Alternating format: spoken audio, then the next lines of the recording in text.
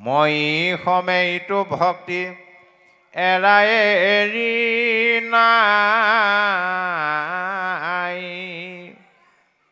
এৰাম যেন গংগা জলসমূহ দ্ৰত পৰে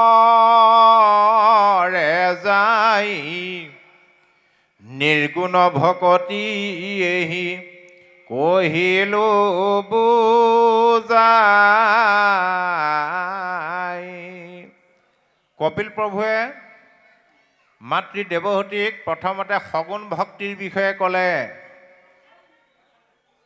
সগুণ ভক্তিৰ বিষয়ে কৈ এতিয়া কৈছে, হে মাতৃ, ভক্তি প্ৰকৃততে এবিধেই, আৰু সেইবিধ ভক্তিৰ নামেই হ'ল নিৰ্গুণ ভক্তি। এতিয়া নিৰ্গুণ ভক্তি কাক বোলে যদি আপোনাক কোনোবাই প্ৰশ্ন কৰে, এটা বাক্যৰ উত্তৰ দিব পাৰি, নামঘোষাৰ পৰা। মহাপুৰুষ শ্ৰী শ্ৰী মাধৱদেৱে এজনা ঘোষাতেই নিৰ্গুণ ভক্তিৰ বিষয়ে স্পষ্ট সিদ্ধান্ত দি দিলে। তজুগুণ নাম হৰি কেৱলে নিৰ্গুণ মাত্ৰ আৱৰ সমস্তে গুণময় এতেক জানিয়া হৰি তোমাৰ নামক মাত্ৰ কৰিলো সাৰ কৃপাময়। হে প্ৰভু, তোমাৰ গুণনামে হ'ল নিৰ্গুণ। তোমাৰ গুণনামৰ বাদে বাকী যিমানবিলাক ধৰ্ম কৰ্ম আছে সকলো গুণময়। এই কথাটো জানি মই তোমাৰ নামকেই সাৰ হিচাপে ললো। ভগৱন্ত কৃষ্ণদেৱ যেতিয়া বৈকুণ্ঠলৈ গ'ল, বৈকুণ্ঠলৈ যাওঁতে দুটা বস্তু লগত লৈ গ'ল। আমাৰ কাৰণে এটা বস্তু থৈ গ'ল। একেবাৰে সহজ সৰল অসমীয়া ভাষাত ক'বলৈ হ'লে দুটা টোপোলা লৈ গ'ল, আমালৈ এটা টোপোলা থৈ গ'ল। এতিয়া বাৰু আমি লৈ যোৱা দুটাত গুৰুত্ব দিব লাগে নে থৈ যোৱাটোত বেছি গুৰুত্ব দিব লাগে? ভাবক। থৈ যোৱাটোত। বহুতে কথাটো উপলব্ধি নকৰি থৈ যোৱাটোত গুৰুত্ব নাই, লৈ যোৱা দুটাত গুৰুত্ব দিয়ে। সেইকাৰণে সমাজ খেলি মেলি দিয়ে। সৰহসংখ্যক লোকে লৈ যোৱা দুটাত গুৰুত্ব দিয়ে, আৰু এইটো স্বাভাৱিক কথা। আপুনি যদি বৰশী টোপাই পাইছে, বৰশীত যিকেইটা মাছ আহে সেইটোত গুৰুত্ব নাথাকে, বৰশী বা সুলকি যোৱাটোতহে গুৰুত্ব থাকে। বৰ ডাঙৰ মাছ আছিলে, ভাল মাছ আছিলে। গতিকে মানুহৰ লৈ যোৱা দুটাত গুৰুত্ব। বোলে কি লৈ গ'ল আৰু কি থৈ গ'ল? পৃথিৱী এৰিলা কৃষ্ণে ধৰ্ম জ্ঞান লৈ গৈলা বৈকুণ্ঠ কৈত গুণ নাম থৈ। তাৰমানে সগুণ ভক্তিৰ টোপোলা দুটা লৈ গ'ল, জ্ঞান মাৰ্গ আৰু কৰ্ম মাৰ্গ। নিৰ্গুণ ভক্তি থৈ গ'ল কি? তেওঁৰ গুণনাম। আৰু তেওঁৰ গুণনামত ভগৱন্তই তেওঁৰ সৰ্বশক্তি প্ৰয়োগ কৰি থৈ গৈছে। ইমান মহিমা, দ্বাপৰ যুগত স্বয়ং ভগৱন্ত কৃষ্ণদেৱ স্বচক্ষুৰে দৰ্শন কৰি যিটো ফল পাইছিলে, তেওঁৰ নাম লৈ কলি ভকতে বোলে তাতকৈ বেছি ফল পায় দুটা চকুৰে নেদেখিলেও। পাৱে যেন ফল পূৰ্বে কৃষ্ণ দৰ্শনে ততোধিক পাৱে আবে নামৰ কীৰ্তনে। তেওঁৰ নাম লৈ বেছি ফল পাওঁ। তাৰমানে ইয়াৰ বিজ্ঞানটো হ'ল, বাস্তৱবাদটো এইটোৱে। ভাগৱত হ'ল বিজ্ঞানসন্মত বাস্তৱবাদ। কিবা এটা বস্তু পাই যোৱাতকৈ পাবলৈ যিটো হেঁপাহ, আনন্দ থাকে, প্ৰেম থাকে। আইসকলে যদি বন্ধনৰ পৰা পইচা লৈছে তেতিয়া গম পাইছে। বন্ধন গোটৰ পৰা পইচা ল'বলৈ হ'লে সপ্তাহে সপ্তাহে মিটিঙলৈ গৈ থাকিব লাগে, নহয়নে বাৰু? আপুনি 50,000 টকা আবেদন কৰিলে, সম্পাদিকাই কৰিলে, হেৰি অহা সপ্তাহত আহিব দেই, আপুনি 50,000 টকা লৈ যাব, পাব। ফাইনেল হৈ গ'ল আৰু, সিদ্ধান্ত হৈ গ'ল। এসপ্তাহ মনটো ভাল লাগি নাথাকেনে বাৰু? পাম আৰু কিমান ফূৰ্তিতে মানে ভাত পানীও খাবলৈ মন নাযায়, টোপনিও নাযায়। যে পইচাৰ টোপোলাটো আনি ঘৰ সোমোৱালেহি, লগে লগে বিপৰীতটো আৰম্ভ হ'লনে বাৰু? গতিকে পাই যোৱাতকৈ পাবলৈ থকাটোত আনন্দ থাকে, প্ৰেম থাকে। পাই যোৱাৰ পিছত কিন্তু সেই আনন্দ বা প্ৰেমটো নাথাকি বিপৰীতটোহে আহে। আৰু ইয়াৰ পৰা ফল পাবলৈ হ'লে কি কৰিব লাগিব? সেইকাৰণে কপিল প্ৰভুৱে মাতৃদেৱহতীক কৈছে, বদতি কপিল হৰি সুনাম হাসতি, একবিধ মাত্ৰ পুনু নিৰ্গুণ ভকতি। ভক্তি এবিধেই নিৰ্গুণ ভক্তি। সেইকাৰণে নিৰ্গুণ ভক্তি গ্ৰহণ কৰিবলৈ হ'লে নাম লোৱা আৰু নাম গোৱা পাৰ্থক্য আছে আকৌ। নামটো লৈ পেলাই গাব লাগিব, তেতিয়া নামে ক্ৰিয়া কৰিব। লোৱা মানে গ্ৰহণ কৰা। এতিয়া নাম বস্তু গ্ৰহণ কৰিবলৈ হ'লে পিছৰ শাৰীত কৈছে, এ ৰাম জ্ঞান কৰ্মে তীৰ্থে ব্ৰতে নকৰি মন, সুদৃঢ় বিশ্বাসে সখী লৈও সুদৃঢ় বিশ্বাসে লৈও মুহূৰ্ত শৰণ। জ্ঞান কৰ্ম তীৰ্থ ব্ৰত এইবিলাকত মন নকৰিবা, গুৰুত্ব নিদিবা, এইবিলাক এৰি দিয়া। সুদৃঢ় বিশ্বাসে তুমি মোৰ চৰণত শৰণ লোৱা। কিয় ক'লে? জ্ঞান কৰ্ম তীৰ্থ ব্ৰত এইবিলাক হ'ল কৰ্ম মাৰ্গৰ অন্তৰ্গত, ভগৱন্তলৈ গুচি গ'ল। সেইকাৰণে কলিযুগত একো ফল নাপায়। প্ৰমাণ দিলে সৌনক আদি ঋষিসকলে। শুকদেৱে পৰীক্ষিতক যেতিয়া ভাগৱত কৈছিলে, তাৰ 230 বছৰৰ পিছত পদ্মপুৰাণ উত্তৰখণ্ডৰ ভাগৱত মাহাত্ম্যৰ মতে 230 বছৰৰ পিছত সৌনক আদি 28,000 ঋষিমুনিয়ে ভাগৱত শুনিছিলে সূতৰ মুখেদি। সেইকাৰণে প্ৰথম স্কন্ধ ভাগৱতৰ প্ৰথমতে উল্লেখ কৰিলে 28 সহস্ৰ ঋষি বেদত প্ৰধান, বিষ্ণুৰ নৈমিষ ক্ষেত্ৰ মহাপুণ্যস্থান, এৰা মান্য কৰি সূতক পাতিলা সত্ৰ তথা, সৌনক প্ৰমুখ্যে শুনে ভাগৱত কথা। 230 বছৰৰ পিছত সৌনক আদি ঋষিসকলে এদিন আলোচনা কৰিলে যে আমি তপ জপ যাগ যজ্ঞ পূজা পাতল কৰি মানসিক শান্তি পোৱা নাই।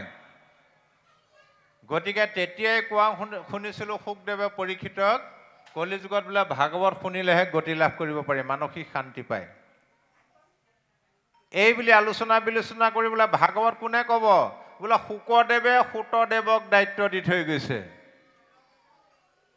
এই বুলি সূতক আমন্ত্ৰণ কৰি আনিলে নৈমিষা অৰণ্যলৈ। আমন্ত্ৰণ কৰি আনি কি বুলি কৈছে? সৌনক বদতি শুনা সূত মহামানী, পৰম পাতকী কলি পাইলেহে নজানি। হে মহামানী সূত, পৰম পাতকী কলিযুগ বুলি জানি আমি কি কৰিলোঁ? আৰম্ভিলোঁ যজ্ঞয়াসী সহস্ৰ বৎসৰ, হোম ধূম্ৰে ধূম্ৰ বৰ্ণ ভৈল কলেবৰ। 1000 বছৰ আমি যজ্ঞ কৰিলোঁ। যজ্ঞৰ ধোঁৱা লাগোতে লাগোতে গোটেই গাটোৱে ধোঁৱা বৰণীয়া হৈ গ'ল। আৰু এটা কথা প্ৰমাণ পালোঁ, কি? যিটো কৰ্ম কৰোৱাত নাহিকে বিশ্বাস, আপোনাৰ আয়ুক কৰিলোঁ ব্যৰ্থে নাশ। যিবিলাক ধৰ্ম কৰ্ম কৰিছিলোঁ সেইবিলাকৰ প্ৰতি আমাৰ সম্পূৰ্ণ বিশ্বাসটো নাছিল। বিশ্বাস নোহোৱাকৈ কৰ্ম কৰাৰ কাৰণে আমাৰ আয়ুটো এনেই গ'ল। সেইকাৰণে যিবিলাক কৰ্মত আপোনাৰ বিশ্বাস নাথাকে তাৰ পৰা আপুনি একো ফল নাপায়। আকৌ কি হ'ল? কৃষ্ণতে অৰ্পিয়াই আমি কৰো কৰ্ম যত, তাতো নানা বিঘ্নি আছে জানিলো মনত। যদিও ভগৱন্ত কৃষ্ণৰ চৰণতে অৰ্পণ কৰি সেই কৰ্মবিলাক কৰিছিলোঁ, তাত বহুত বিঘিনি আছে প্ৰমাণ পাই গ'লো। জাগ যোগ যজ্ঞ কৰি দুখ পাইলো মাত্ৰ, আবে কহিও মহা ভাগৱত শাস্ত্ৰ। জাগ যোগ যজ্ঞ কৰি কেৱল কষ্টহে পালোঁ, ক্লেশ পালোঁ, দুখ পালোঁ। গতিকে আমাক এতিয়া ভাগৱত কোৱা, যাতে শ্ৰৱণ মাত্ৰকে যেন হওঁ কৃত্য। ভাগৱত শুনাৰ লগে লগে যাতে আমি কৃত্য হওঁ। কৰ্ম তই আমাৰ ভাগিল বিশ্বাস, কৰ্মটো আমাৰ ভাগিল বিশ্বাস, বিঘিতি আতয় শেষ, হোম ধূম্ৰে ধূম্ৰ ভৈলন্ত শৰীৰ, পাইলো মাত্ৰ মহাক্লেশ।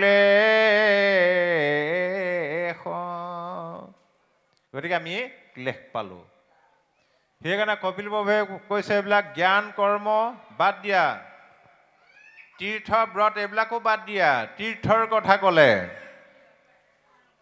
একাদশ স্কন্ধ ভাগৱতত ভগৱন্ত কৃষ্ণদেৱে বৈকুণ্ঠ প্ৰয়াণৰ আগে আগে উদ্ধৱক কৈ থৈ গৈছে, হেৰা উদ্ধৱ, দেৱতো তীৰ্থটো কৰি ভকতে সেবৰ, ভকতক ভজিলে ঘোষয় কৰ্মজৰ। দেৱতাতকৈও তীৰ্থতকৈও বোলে কলিযুগত ভকত শ্ৰেষ্ঠ। ভকতক ভজিলে কৰ্মজৰতা নাশ হয়। তীৰ্থবিলাকৰ ভিতৰত শ্ৰেষ্ঠ তীৰ্থ কি? বোলে গংগা। সেই গংগাতকৈও বোলে ভকত শ্ৰেষ্ঠ। কোনে কৈ থৈ গৈছে? ভগীৰথে। ভগীৰথৰ পূৰ্বপুৰুষসকল শাপাগ্ৰস্ত হৈ শিল হৈ আছিলে। তাৰ পৰা পৰিত্ৰাণ পোৱাৰ উপায়, যদি কোনোবাই গংগাক মৰ্ত্যলৈ নামানি তেওঁলোকক স্পৰ্শ কৰাব পাৰে, তেওঁলোক পাপৰ পৰা শাপৰ পৰা মুক্ত হ'ব। এই কথাটো গম পাই ভগীৰথে বহুকাল ধৰি গংগা দেৱীক স্তুতি প্ৰাৰ্থনা কৰি আছিলে। একালত গংগা দেৱী সদয় হৈ ক'লে যে বোপা ভগীৰথ, তোমাৰ স্তুতি প্ৰাৰ্থনাত মই সন্তুষ্ট হৈছোঁ, এতিয়া তোমাক কি বৰ লাগে কোৱা। ভগীৰথে ক'লে, হে মাতৃ, মোৰ প্ৰতি যদি তুমি সদয় হৈছা, তেন্তে তুমি মৰ্ত্যলৈ নামি আহিব লাগে। মোৰ পূৰ্বপুৰুষসকলক স্পৰ্শ কৰি তেওঁলোকক পাপৰ পৰা বা শাপৰ পৰা উদ্ধাৰ কৰিব লাগে।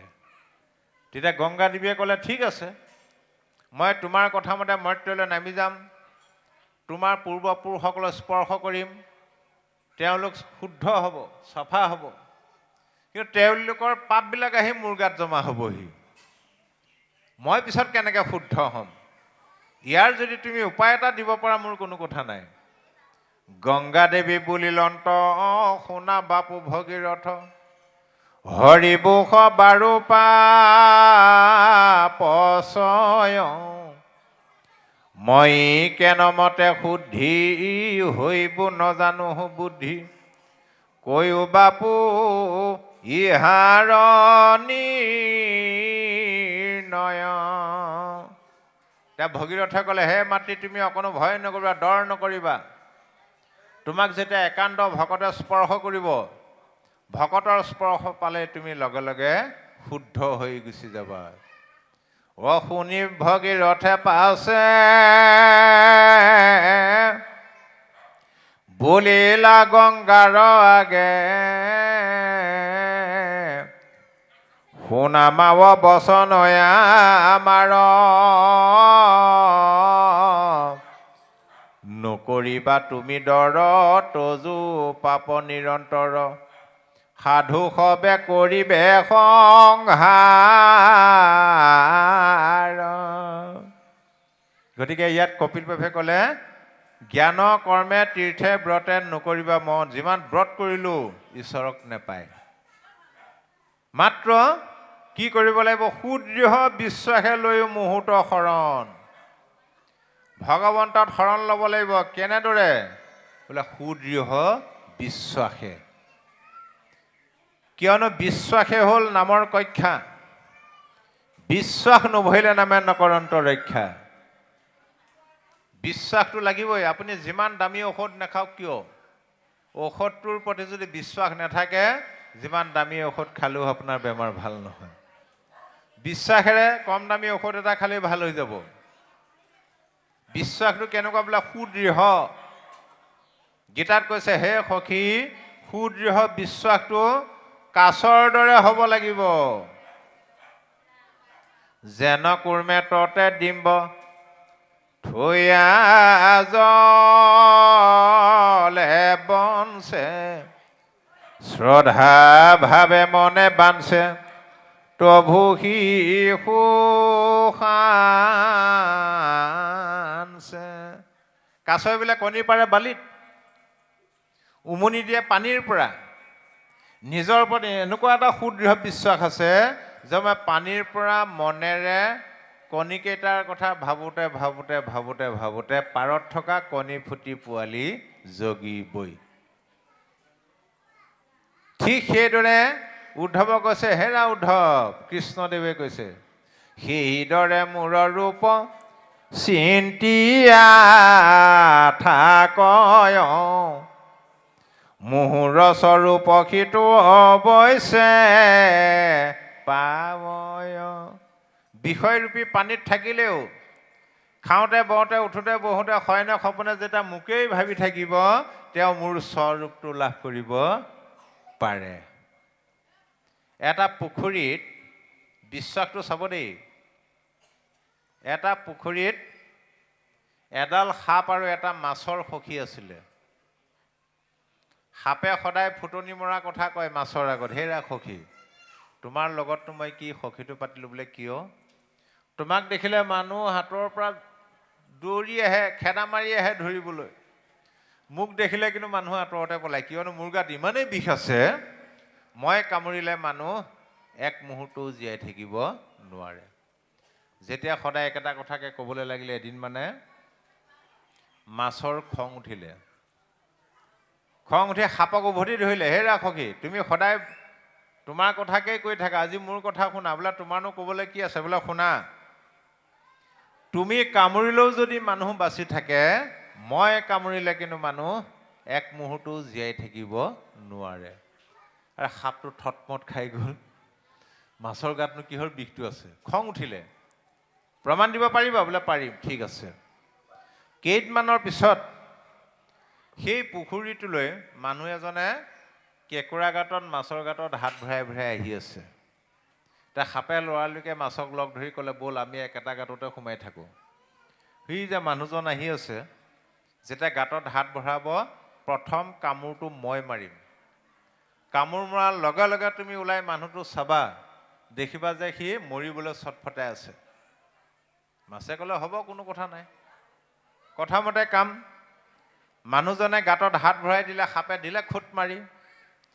খুট মৰাৰ লগে লগে মাছটোৱে সঁচাকৈ মৰিব নেকি বুলি মানুহটোৰ মুখৰ আগলৈ ওলাই চালে। মানুহটোৰ আকৌ চকু পৰিলে মাছটোৰ ওপৰত। মনে মনে ভাবিলে, অহ, মোক মাছেহে কামুৰিলে, কথাটো গুৰুত্বই নিদিলে। তাৰপিছত ক'লে, মাছে ক'লে, হেৰা সখী, মই নিজ চকুৰে দেখিছোঁ তুমি কামোৰাৰ লগে লগে। মানুহটোৱে কোনো গুৰুত্বই নিদিলে। কিন্তু এইবাৰ মই কামোৰটো মাৰিম। কামোৰ মৰাৰ লগে লগে তুমি মানুহটো ওলাই দেখিবা যে সি মৰিবলৈ চটফটাই আছে। বোলে হ'ব। সেইবাৰ গাঁতত হাত ভৰাই দিলে, মাছে দিলে কামোৰ মাৰি। কামোৰ মৰাৰ লগে লগে সাপটোৱে মানুহটোৰ মুখৰ আগলৈ ওলাই চালে, মানুহটোৰ চকুটো পৰিলে সাপটোৰ ওপৰত। মনে মনে ভাবিলে, মোক আজি সাপে খুটিলে, সেইটো ধৰ ধৰ মাৰ মাৰ লাগিলে। এইটোকে কৈছে বিশ্বাস। আৰু এই কথাটো গীতাত কৈছে। গীতাৰ পৰমাৰ্থ তত্ত্ব কপিল প্ৰভুৱে মাতৃ দেৱহতীক কৈ দিলে।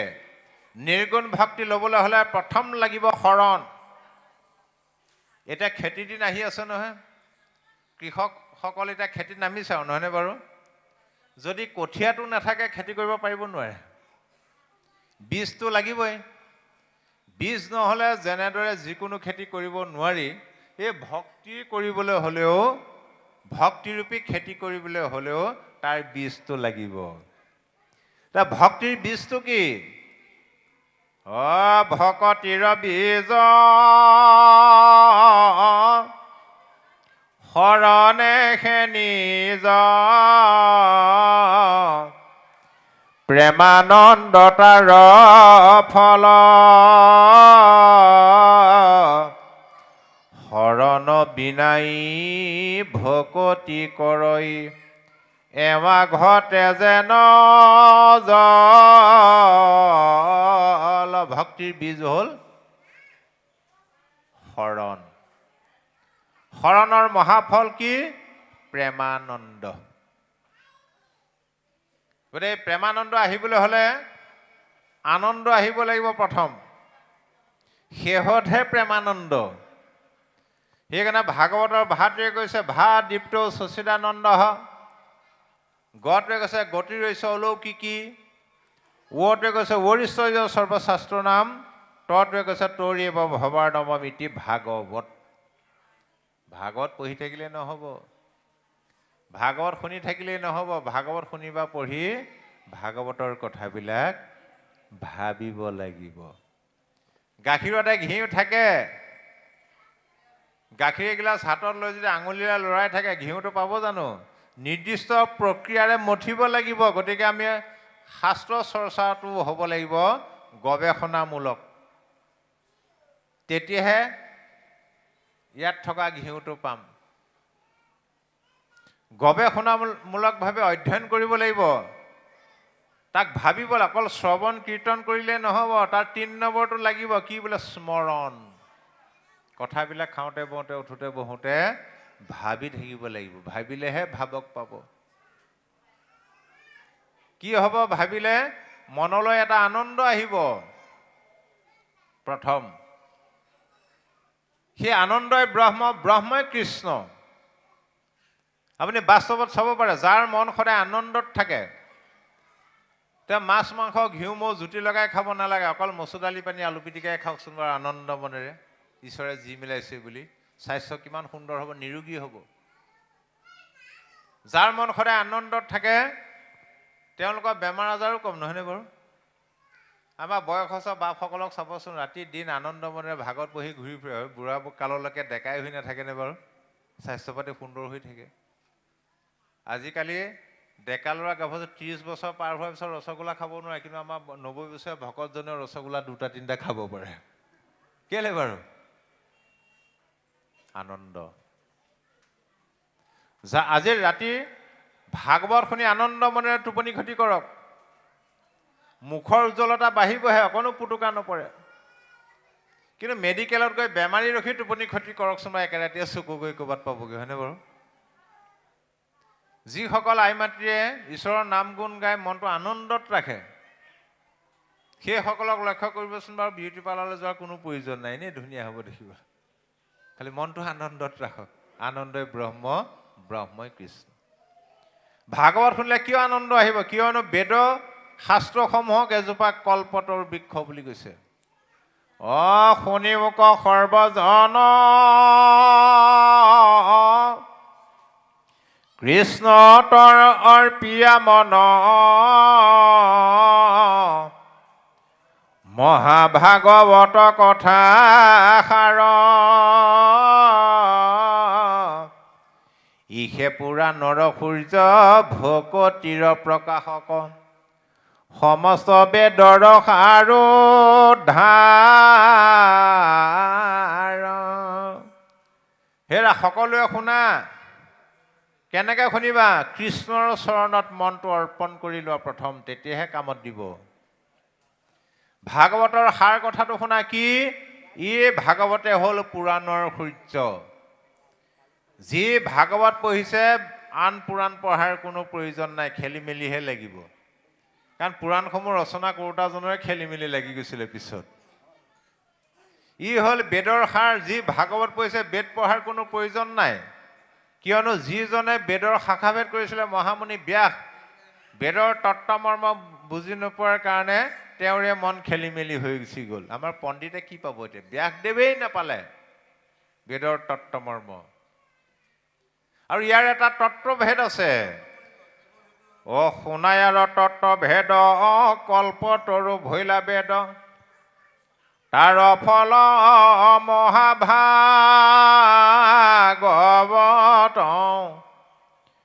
নাহি তাৰ সিঠা চাল, নাছিলে কয়েত কাল, স্বৰ্গমৰ্ত পাতাল মধ্যত।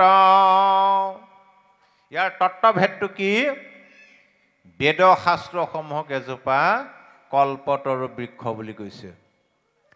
আৰু সেই বেদৰূপী কল্পতৰু বৃক্ষজোপাত এটাই মাত্ৰ মহান ফল লাগিছে, যাৰ নাম ভাগৱত। আৰু সেই ভাগৱতৰ ৰসটো পান কৰিবলৈ কেনেকুৱা? স্বাদতয় অমৃতময়, কেৱলে আনন্দ ৰস, আছিল পূৰ্বত বৈকুণ্ঠত, কৃষ্ণৰ কৃপাত পাছে অৰ্ধেক বয়স গৈ, পাইলা ব্ৰহ্মা পদ্ম কলপত। অমৃতৰ দৰে সোৱাদ। যিমানে শুনিব সিমানে আপোনাৰ মনৰ আনন্দৰ গতিবেগটো বাঢ়ি বাঢ়ি গৈ থাকিব। ই কেৱল পূৰ্বতে বৈকুণ্ঠতহে আছিলে। কৃষ্ণৰ কৃপাত পদ্মকল্পত ব্ৰহ্মাৰ আধা বয়স যাওঁতে প্ৰথম ব্ৰহ্মাই পাইছিলে। গতিকে আমি ভাগৱত শুনি থকা অৱস্থাত ভাগৱত শুনা হৈছেনে নাই তাক প্ৰমাণ কৰিবলৈ হ'লে নিজক সদায় দুটা প্ৰশ্ন কৰিব লাগিব। প্ৰথম, ভাগৱতৰ কথাবিলাক অমৃতৰ দৰে সোৱাদ লাগিছেনে নাই? দ্বিতীয়তে, ভাগৱত শুনাৰ ফলত মনলৈ আনন্দ আহিছেনে নাই? প্ৰশ্ন কৰক। যদি দুইটাৰ এটাও হোৱা নাই, আমনিহে লাগিছে আৰু, তেতিয়া জানক আপোনাৰ পূৰ্বজন্মৰ কিবা গণ্ডগোল এটা আছে। যি লোকৰ পূৰ্বজন্মৰ বিকাৰ থাকিব, ভাগৱত যিমান অমৃত হ'লেও সোৱাদ নাপায়। বিহু ফাংচনলৈ লগ ধৰিলে লগে লগে যাওঁ বুলি ক'ব, ভাগৱতলৈ লগ ধৰিলে নাই মই ঢেৰ লেঠা আছেহে আজি যাব নোৱাৰিম বুলি ক'ব। ঐ অনেক জনমে যাৰ সুকীৰ্তি আশ্ৰয়, বিচাৰি পাইবেক নাম সিটো মহাশয়। যাৰ অনেক জন্মৰ সুকীৰ্তি মানে সৎকৰ্মৰ ফল মহা মহা পুণ্য জমা হৈ আছে, তেওঁলোকেহে ভাগৱত শুনিবলৈ আগ্ৰহ কৰিব। আজি যিসকলৰ উদ্যোগত সভাপতি সম্পাদককে প্ৰমুখ্য কৰি সদস্যালৈকে যিসকল লোকৰ উদ্যোগত এই মহান অনুষ্ঠানটো অনুষ্ঠিত হৈছে, সেইসকলৰ পূৰ্বজন্মৰ মহা মহা পুণ্য থকাৰ কাৰণেহে এই অনুষ্ঠানটোত কষ্ট কৰিব পাৰিছে দিনে নিশাই। যিসকলে 10 টকাৰ পৰা 1000 টকালৈকে দান বৰঙণি আগবঢ়াইছে, সেইসকলৰ পূৰ্বজন্মৰ মহা মহা পুণ্য থকাৰ কাৰণেহে পাৰিছে। ভকতৰ উদ্দেশ্যে খৰচ কৰিবলৈ হ'লে, ঈশ্বৰৰ উদ্দেশ্যে খৰচ কৰিবলৈ হ'লেও পূৰ্বজন্মৰ মহা মহা পুণ্য লাগিব। যিসকল শ্ৰোতা হিচাপে অংশগ্ৰহণ কৰিছে, পূৰ্বজন্মৰ মহা মহা পুণ্য। পূৰ্বজন্মৰ পুণ্য নোহোৱা হ'লে আপোনালোক ইয়ালৈ আহিব নোৱাৰিলেহেঁতেন। সেইকাৰণে গুৰুজনাই এটা বাক্য লিখিলে, যাৰো আছে পুণ্য অসংখ্যাত, শিষে পাতে কাণ কৃষ্ণৰ কথাত। ইয়াৰ বিপৰীতে অনেক জনমে মহাপাপ আছে জাত, নলৈবে কৃষ্ণৰ নাম নিন্দিবে সাক্ষাৎ। যাৰ অনেক জন্মৰ মহা মহা পাপ জমা হৈ আছে, তেওঁলোকেতো নিজে ভাগৱত নুশুনে আনে শুনিবলৈ গ'লে বাধাই দিব, নিৰ্দেশ কৰিব, তোৰ এইটো বয়সত ধুতি পিন্ধি চাদৰ মেখেলা পিন্ধি শৰণ ভজন লৈ নামঘৰলৈ যাব হোৱা নাই। সেইকাৰণে ভাগৱতে কৈছে সাৱধান, এতিয়া কলিযুগ। কলিযুগত কলিয়ে অসৎ কৰ্মৰ দুৱাৰবিলাক মুকলি কৰি থৈ দিছে। সেইকাৰণে বৰ্তমান সময়ত মানুহে বেয়া কাম কৰিবলৈ বা অসৎ কৰ্ম কৰিবলৈ লাজো নকৰে, ভয়ো নকৰে। কৰেনে বাৰু?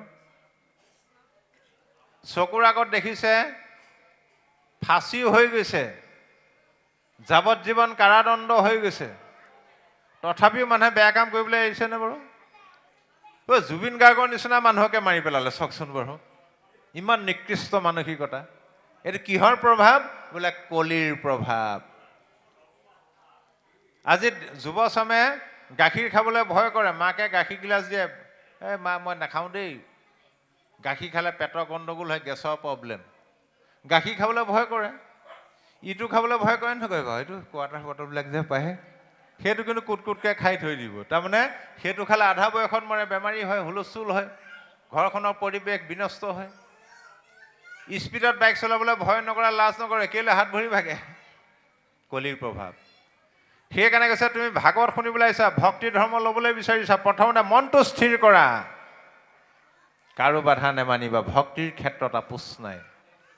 কিয়নো তুমি যিদিনাখন অকলশৰীয়া হৈ চৰম সংকটত পৰিবা, সেইদিনা তোমাক তোমাৰ ভক্তিয়েহে উদ্ধাৰ কৰিব। পুত্ৰ ভাজা, ধন জন, ককাই ভাই, বংশ পৰিয়াল, সুহৃদ বান্ধৱ, এইবিলাক সকলোৱে তোমাক লগ এৰাই দিব। এ ৰামে হে নজানি মনস্থিৰ কৰা নাৰী নৰ,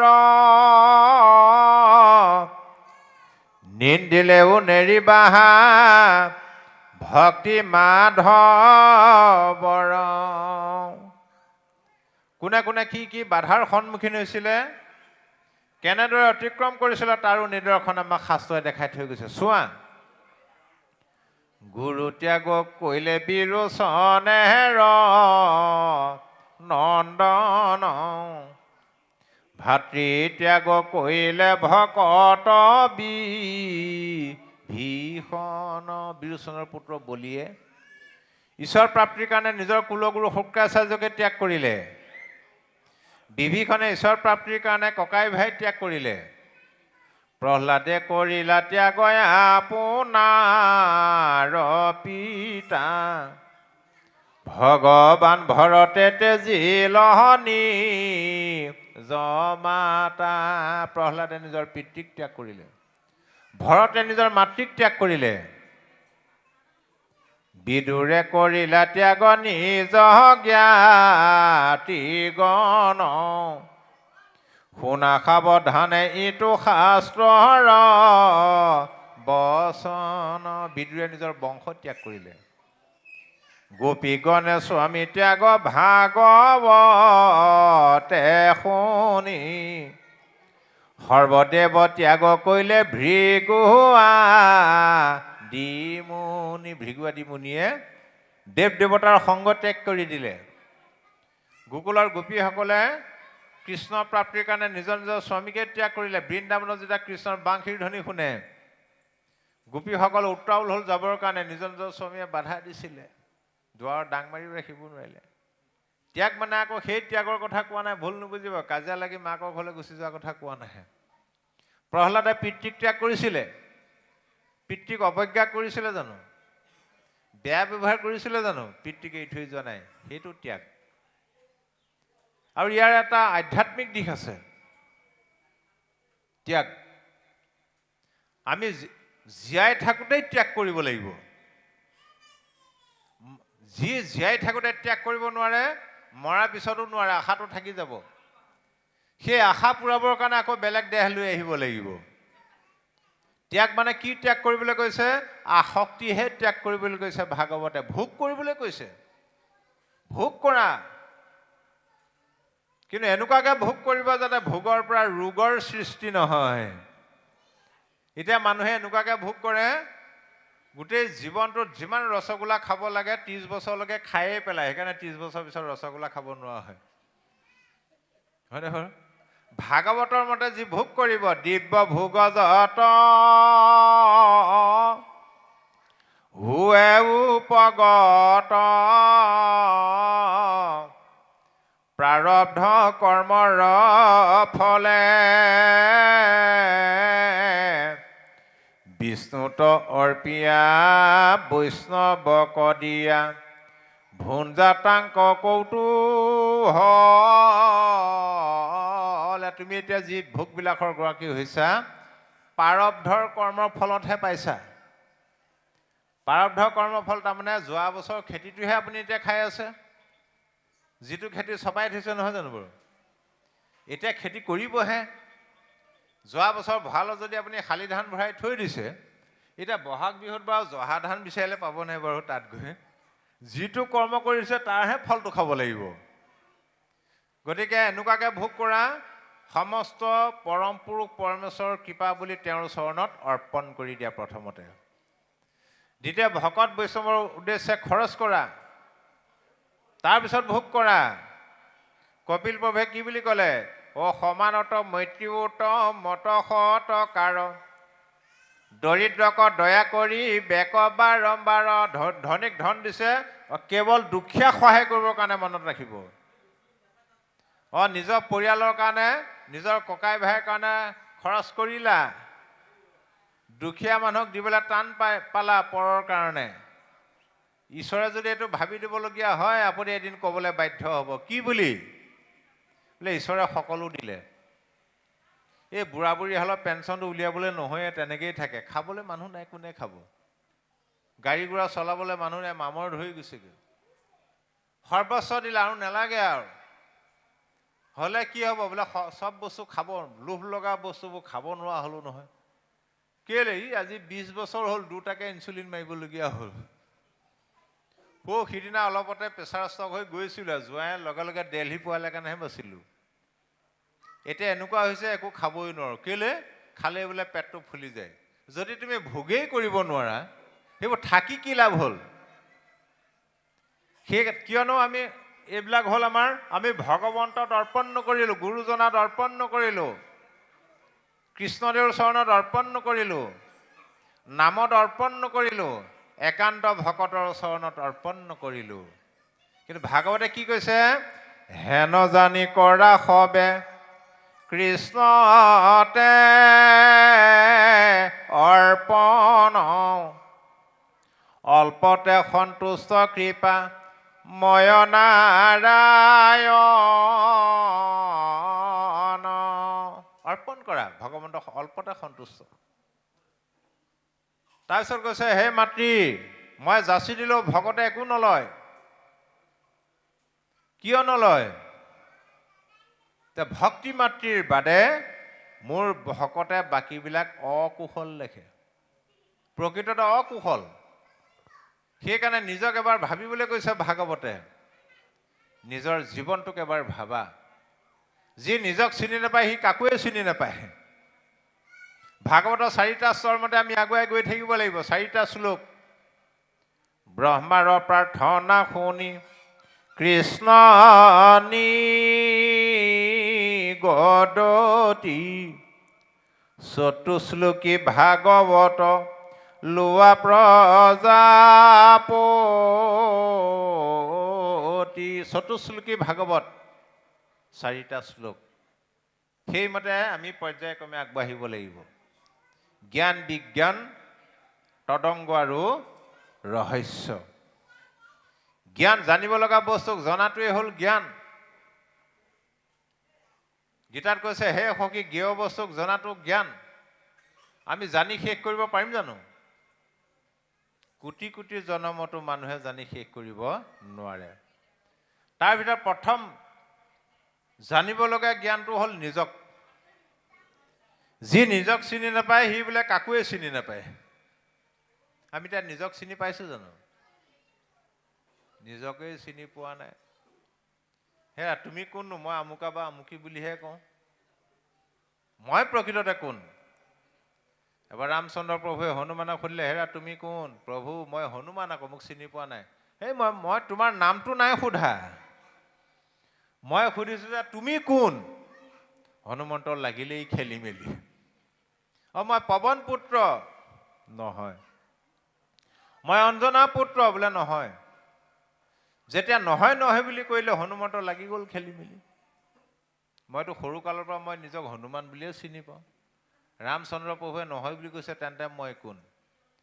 এই বুলি মই কোন বুলি তেওঁ ধ্যানত বহিল। বহু সময় ধ্যান কৰাৰ অন্তত লাহেকৈ হাতযোৰ কৰি ক'লে, প্ৰভু তোমাৰ প্ৰশ্নৰ উত্তৰটো মই এতিয়াহে বিচাৰি পালোঁ। কি পালা?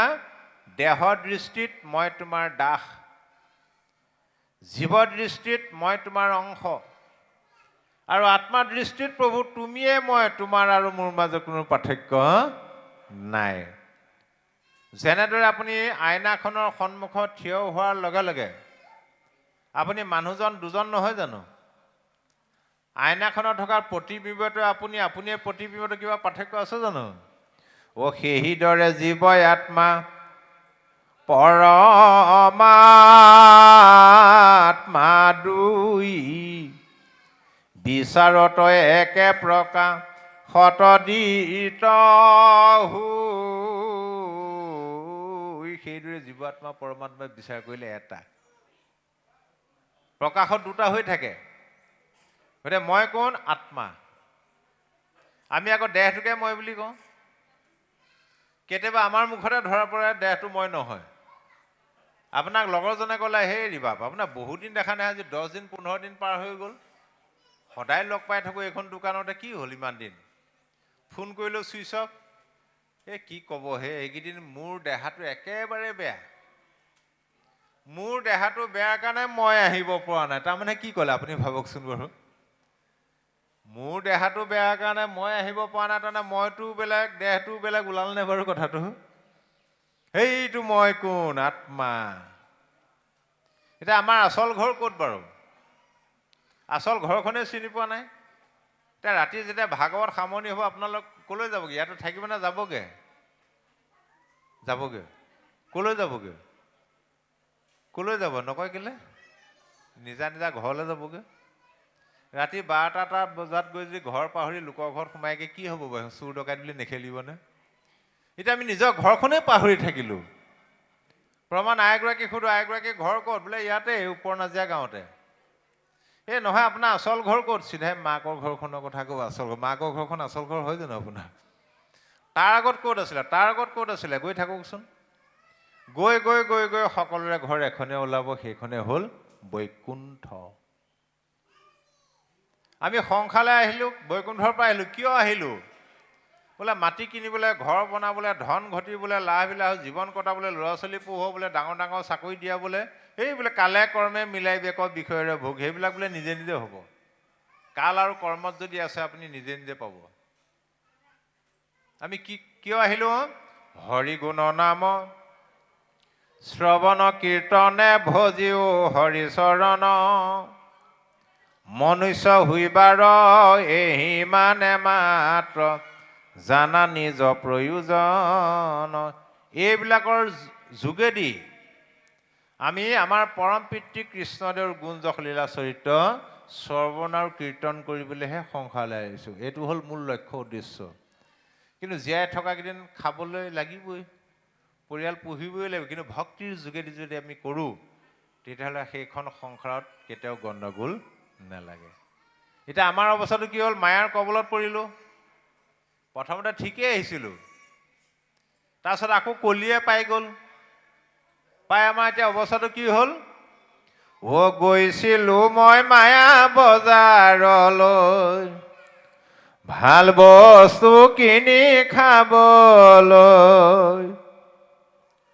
ভাল বস্তু কিনা নহ'ল, মায়াকেহে কিনা হ'ল, মন ভাৱনা কেনিবাদি গ'ল। আমাৰ অৱস্থাটো সেইটো হোৱা নাই নে বাৰু?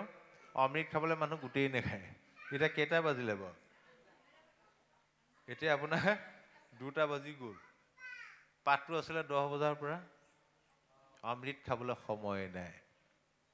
এতিয়া মানে মহাত্মা গান্ধী মাৰ্কাৰ পাছে পাছে মানুহ দৌৰি আছে। কৃষ্ণ মাৰ্কাটো গুৰুত্বই নিদিয়ে, সেইকাৰণে গণ্ডগোল লাগে। দুখ পাওঁ, ক্লেশ পাওঁ, পৰিয়ালত অশান্তি হয়। কিয়? ভক্তিৰ অভাৱে।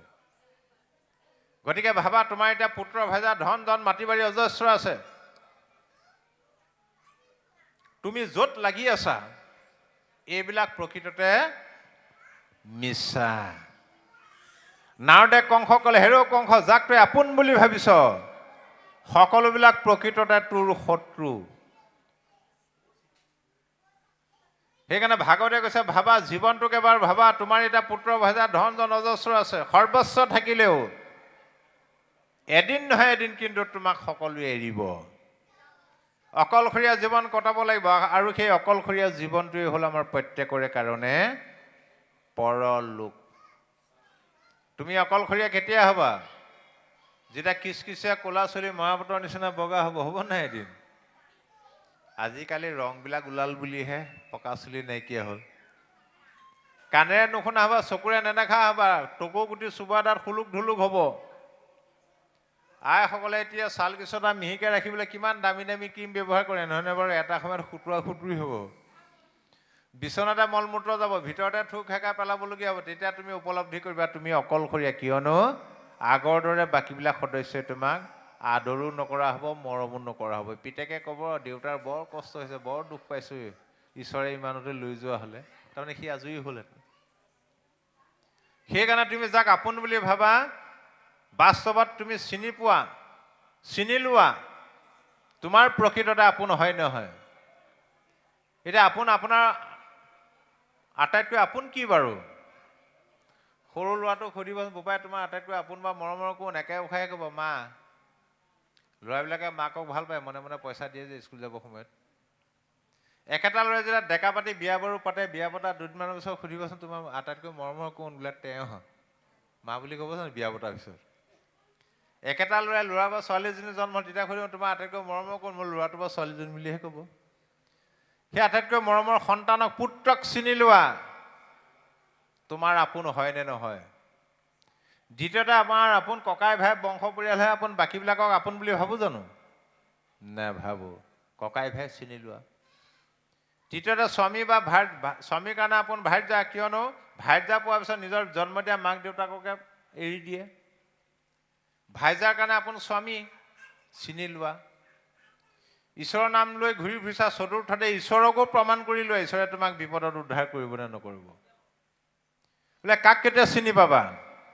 অপুত্ৰক চিনিবা বিবাহৰ পাছত, ভাতৃক চিনিবা সম্পত্তি ভাগত। ভাৰ্যাক চিনিবা বৃদ্ধ কালত, ঈশ্বৰক চিনিবা সংকট কালত। ল'ৰাটো ভাল ভাল বুলি জৰ মাৰি নুফুৰিবা। মাটি বাৰী বেছি পোহালা, চাকৰিও দিয়ালা, বোৱাৰীহঁতে এসাঁজ খাওঁ বুলি বিয়াও পাতিলে, বিয়া পতা এবছৰ পিছতহে প্ৰমাণ পাব নিজৰ লগত এখনে বৃদ্ধাশ্ৰমত থৈ আহেগৈ। ককাই ভাই চিনি পাব সম্পত্তিৰ ভাগত। হয়, আমাৰ ককাই ভাইৰ বৰ মিল, লাভ নাই। যিদিনা মাটি বাৰী সা সম্পত্তি ভাগ কৰিবা, সেইদিনাই প্ৰমাণ পাবা ধনী ককায়েকে দুখীয়া ভায়েকক কেইনল মাটি এনে এৰি দিছে। ভাৰ্যাক চিনিবা বৃদ্ধ কালত, আপুনি এতিয়া ডেকা হৈ আছে, যিটোকে লাগে কৰ্ম কৰিব পাৰিছে, সেইটোকে আপুনি আইগৰাকীক যোগান দি আছে।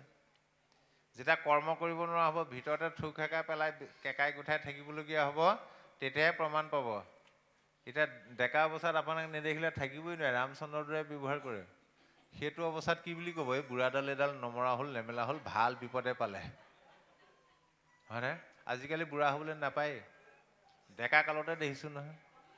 ল'ৰাটোৱে যেতিয়া প্ৰথম ছোৱালীজনী চাবলৈ যায়, ছোৱালীজনী আপুনি আপুনি বুলি মাতে, হয়নে? জানো চা অকণমান বেয়া পালে বিয়া নাপাতিব। যেন তেনে বিয়া হৈ আহিলে, ছমাহ হোৱাই নাই, আপুনি বা তুমিলৈ গ'লেহি। আৰে এবছৰ হোৱাই নাই, তৰ্কাতৰ্কি লাগি তই বুলি উভতি ধৰিলে ডেকা কালতে। গতিকে এই অৱস্থাটো কি হ'ব? দৰকাৰ চিন্তা কৰা। তুমি যিদিনাখন সংসাৰলৈ আহিছিলা, অকলে অকলেহে আহিছিলা, লগত কোনো কাকো অনা নাছিলা। মাজত ধৰি মাটি বাৰী পুত্ৰ ভজা ধন জন অজস্ৰ হ'ল। মাজত ধৰি পোৱা বস্তু যিদিনা যাবৰ হ'ব, সমস্ত মাজত ধৰি পোৱা বস্তু ইয়াতে এৰি থৈ আমি অকলে অকলে গমন কৰিব নালাগিব। লগত কোনোবা যাব জানো? ঐ উপজিলা একেশ্বৰ পাছে ভৈলা বাৰী ঘৰ, কাহাক সংগত নিবা মৰি, থাকিবে কৈতো স্থানে যত ধন জন মানে, কি কমৰা ভাস ভূষ কৰি এই অৱস্থাটো হ'ব, ইয়াতে লাগি নাথাকিবা। গতিকে সেই অকলশৰীয়া দিনকেইটাত তোমাক কিহে ৰক্ষা কৰিব? সেইটোকে কৈছে পৰলোক।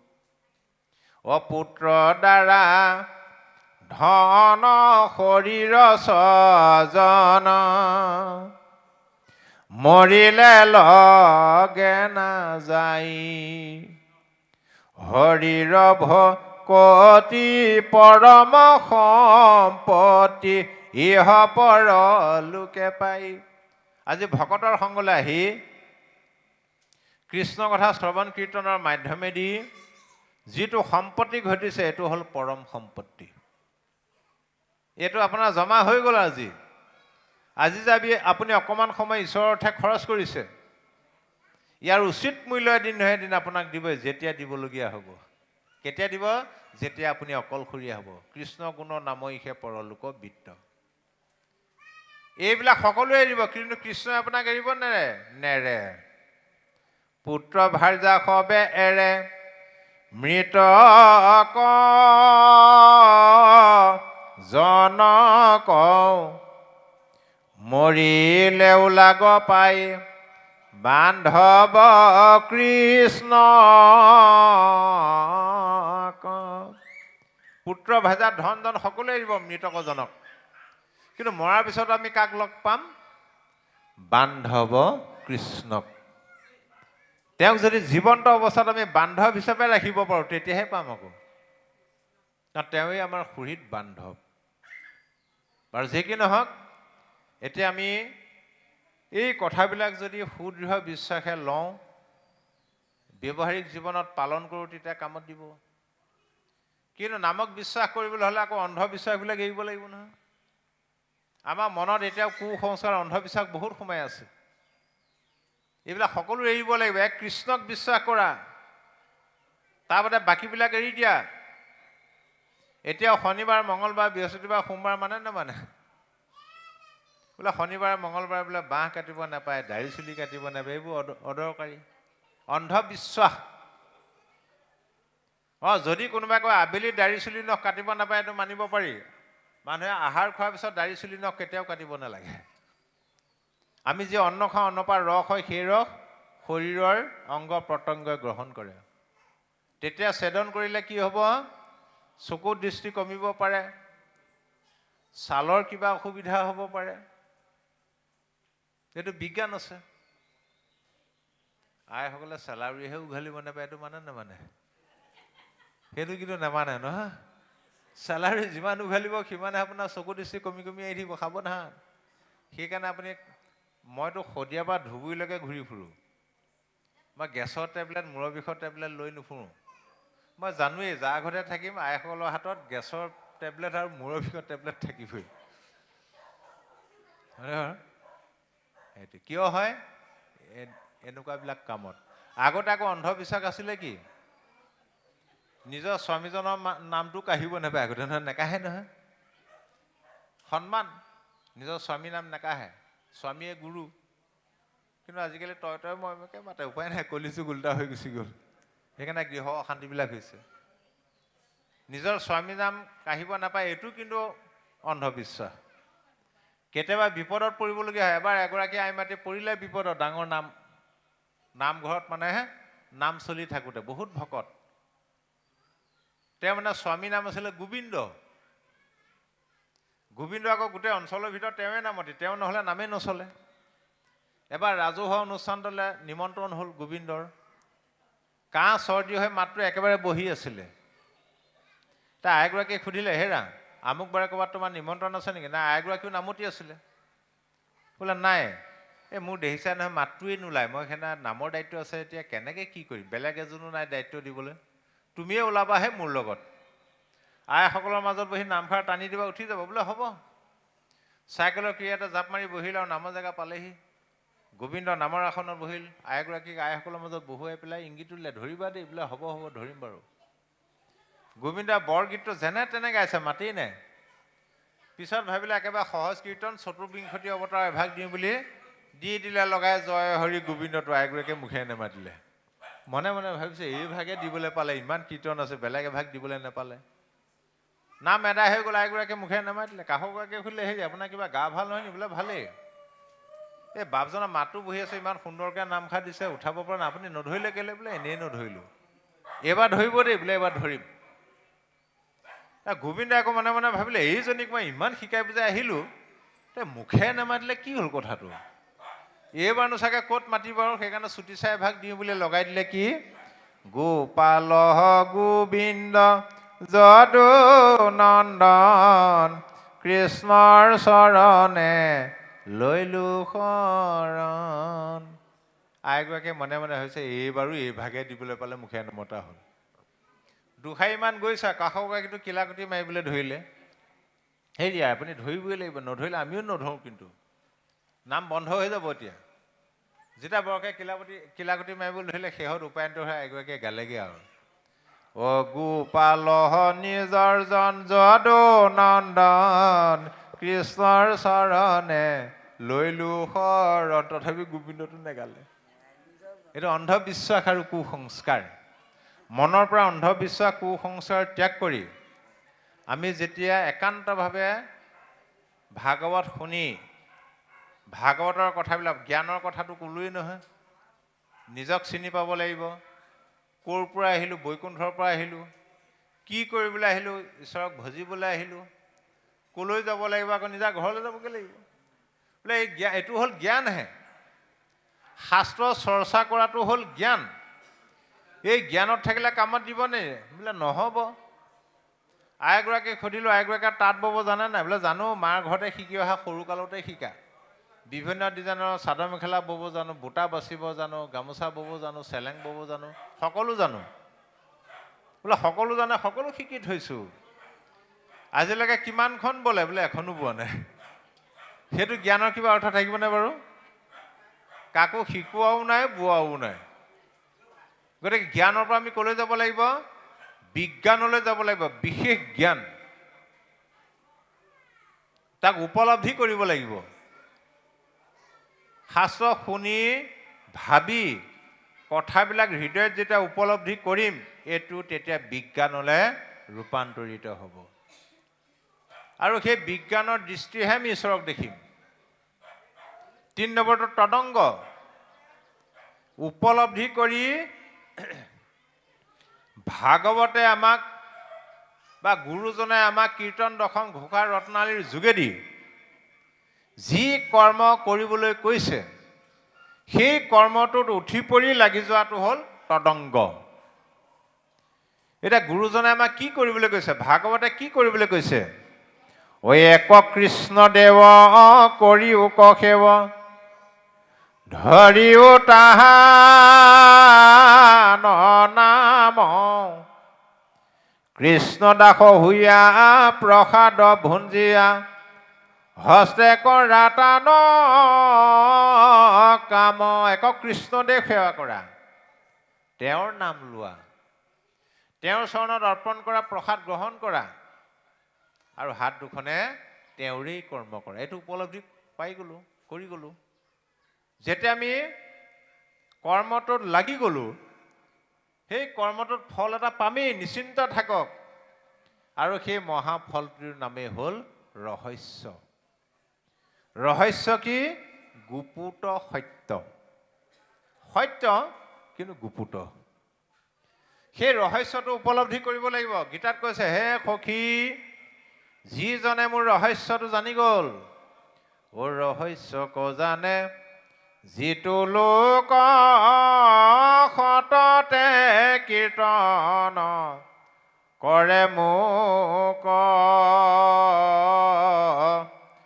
ধৰি দৃঢ়ব্ৰত কৰি যত্ন বিপৰীত, অ মোৰ সৰ্বোত্তম দুই পাৱে, কৰে নমস্কাৰ ভক্তি ভাৱে, তাৰ মোৰ এৰা এৰি নাহি কদাচিত। যি মোৰ ৰহস্যক জানি গ'ল, তেওঁ মোৰ নাম সততে লয়, খাওঁতে বওঁতে উঠোতে বহোঁতে শয়নে সপোনে। কেনেদৰে লয়? দৃঢ় ব্ৰত ধৰি, বিপৰীত যত্ন কৰি লয় মোৰ সৰ্বোত্তম দুই পাৱত ভক্তিভাৱে নমস্কাৰ কৰে হে সখী তেওঁৰ লগত মোৰ কোনোদিন এৰা এৰি নাই এই পৰ্যায়টো আমি এদিন পাবগে লাগিব তাৰ কাৰণে শাস্ত্ৰ পঢ়িব লাগে কিয় কাৰণে পঢ়িবাক লাগে শাস্ত্ৰ জ্ঞানৰ নিমিত্ত ও ধৰ্ম জ্ঞান লৈয়া বৈকুণ্ঠক গৈলা ভগৱন্ত কৃপাময় অজ্ঞান আন্ধাৰ বিনাশ কৰিতে ই শাস্ত্ৰ ভৈলাও উদয় ধৰ্ম জ্ঞান সমস্তলৈ বৈকুণ্ঠলৈ গুচি গ'ল অজ্ঞান আন্ধাৰ বিনাশ কৰিবৰ কাৰণেই পৃথিৱীত এই ভাগৱত শাস্ত্ৰৰ উদয় হৈছে কৃষ্ণ